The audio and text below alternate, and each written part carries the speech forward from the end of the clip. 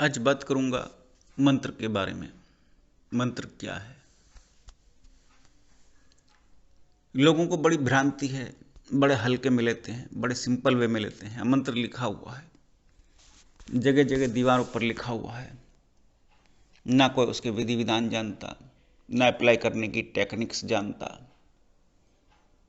किताबों में लिखा है, जगह जगह पर्चों पर भी लिखा है, देखते हैं और निकल जाते हैं।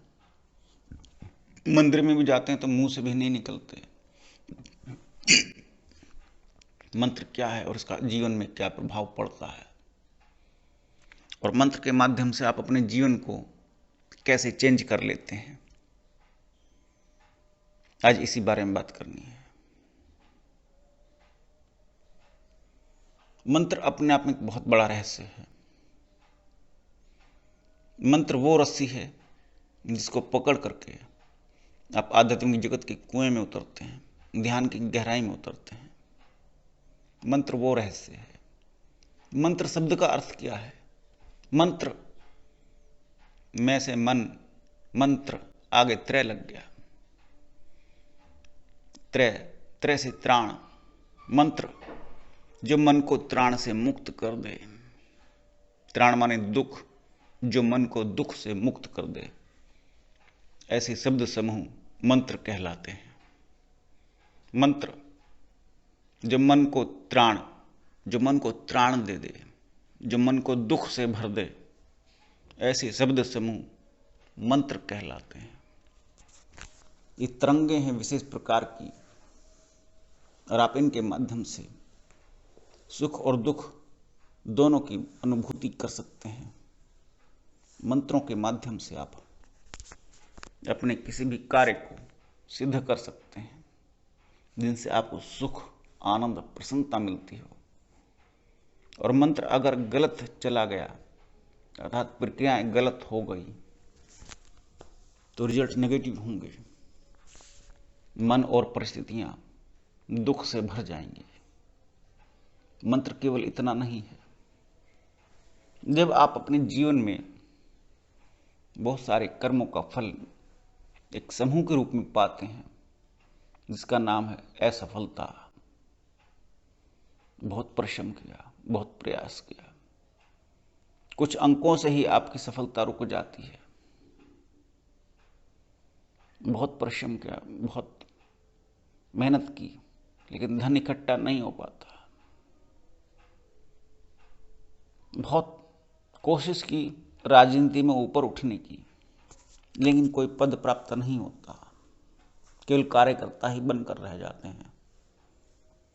बहुत अभ्यास और कोशिश और प्रयास किया, लेकिन सामाजिक जगत में कोई नाम नहीं,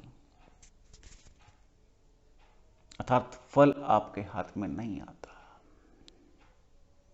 ऐसे वो कौन से कर्म हैं जो आप अपने जीवन में भोगते हैं, आपको संपत्ति, संपदा प्राप्त नहीं होती, उनका सुख नहीं मिलता। कहीं ना कहीं कुछ ना कुछ आपके पूर्व जन्म के पाप कर्म रहे होंगे, ऐसा माना जा सकता है, कोई जरूरी नहीं। लेकिन कुंडली के आधार पर अथवा ध्यान साधनाओं के आधार पर ऐसा आपको क्या मिले जिससे सफलता सुनिश्चित हो, जो आपके मन में है वो अभिलाषा पूरी हो जाए। उसके लिए ही इन मंत्रों की सृष्टि हुई है। इन मंत्रों के माध्यम से आप अपने समस्त कार्यों को सफल कर पाते हैं, उस फल को प्राप्त कर पाते हैं। सफल शब्द का अर्थ भी यही है कि एक अच्छा फल आपको प्राप्त हो, किसी भी कर्म का एक अच्छा फल आपको प्राप्त हो। से फल से अक्षर वहीं जुड़ता है जहां अच्छे की बात आती है। से सुफल भी हो सकता है, सफल अर्थात जो समस्त प्रकार से, समग्र प्रकार से समाज को सुख देने वाला और स्वयं को भी सुख देने वाला ऐसा फल। और वो अगर भाग्य में नहीं है, नहीं मिल पा रहा है, तो आप मंत्रों का प्रयोग करके अपने जीवन को सफल बनाते हैं। मंत्र वो तरंगे हैं जो आपको इस ब्रह्मांड में किसी यूनिवर्स के किसी भी एक कोने से दूसरे कोने तक जोड़ती हैं। मंत्र वो तरंगे हैं जिनका आप प्रयोग ध्यान साधना में, मंत्र साधना में, यंत्र साधना में भी करते हैं। तंत्र, मंत्र, यंत्र तीनों में मंत्र की महत्ता है। मंत्र का प्रयोग करने वाला मांत्रिक कहा जाता है। लेकिन मंत्रों के भिन्न भिन्न प्रकार के रिजल्ट्स आपको देखने को मिलते हैं। बहुत लोग करते हैं। नाम जप में भी मंत्र का प्रयोग होता है और बिना नाम जप के भी मंत्र का प्रयोग होता है। लेकिन मंत्र नाम जप से भिन्न होता, अलग होता है। अलग अलग संप्रदायों में, अलग अलग अखाड़ों में, अलग अलग धर्म ग्रंथों में, धर्मों में मंत्र भी भिन्न भिन्न प्रकार के होते हैं। लेकिन उन सब का सार एक ही है, आपको आपके मन की मंजिल मिल जाए, आपको अपने मन का सुख वो मिल जाए जो आप चाहते हैं, जो आपकी अभिलाषा है। अचल संपत्ति की अभिलाषा है, कब मिलेगी, कितने समय बाद मिलेगी, ये गणना ज्योतिष का कार्य है। लेकिन उसके लिए इतना बड़ा धन इकट्ठा करना कि वो आपको मिल ही जाए और सुनिश्चित रूप से आप उसका सुख भोगें, तो उसके लिए आप मंत्र भी करना पड़ सकता है। अन्यथा आप भाग्य में नहीं है, प्राप्त कर लेते हैं लेकिन वो चीज़ पड़ी रह जाती है, उसका सुख भोग आपको नहीं मिल पाता।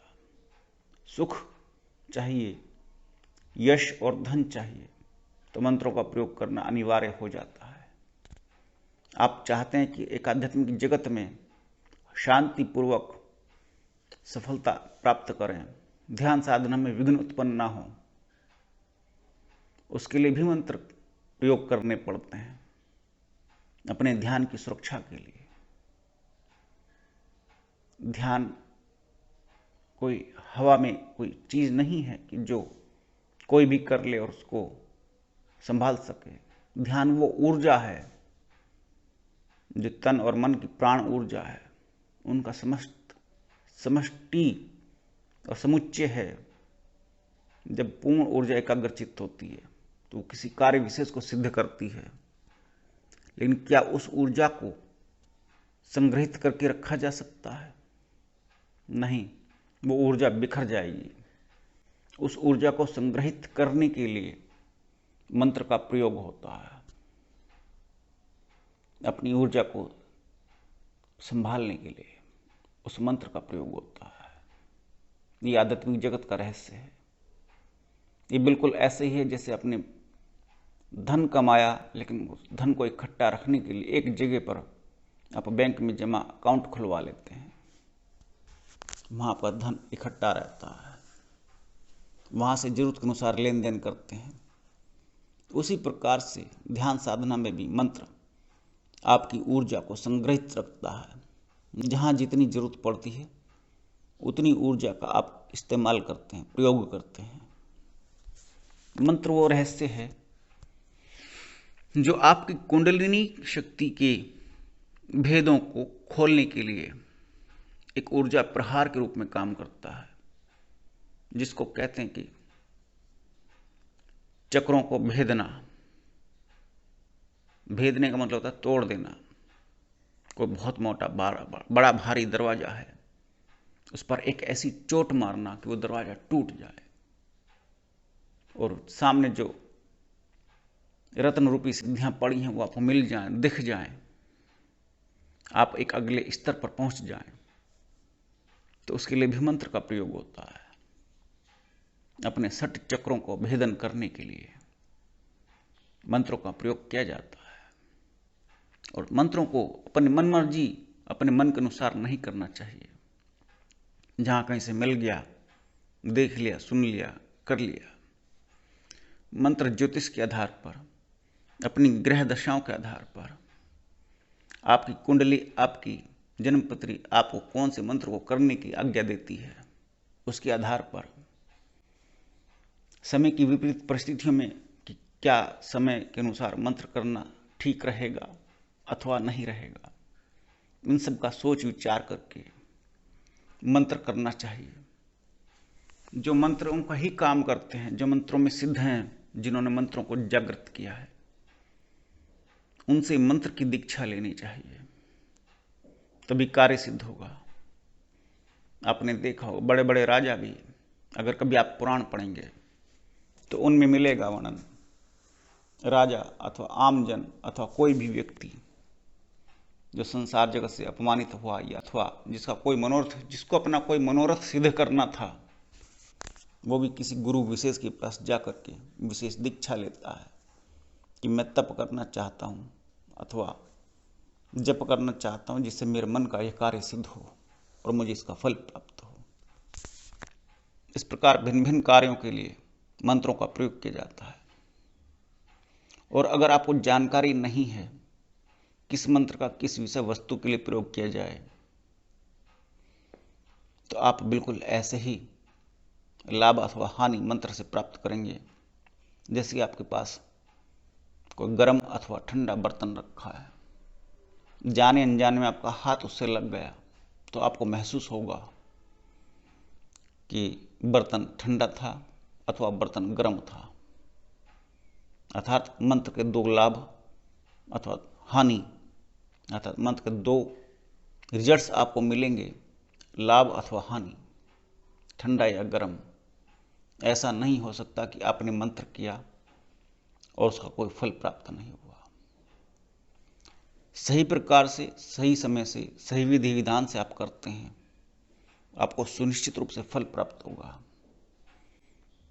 और अगर कहीं क्रियाविधियों में गड़बड़ रही, समय में गड़बड़ रही, तो निश्चित रूप से आप हानि को प्राप्त करेंगे।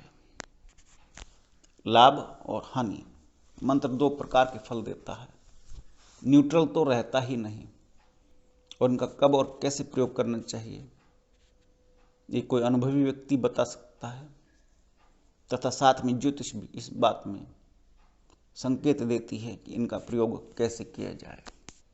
नमस्कार।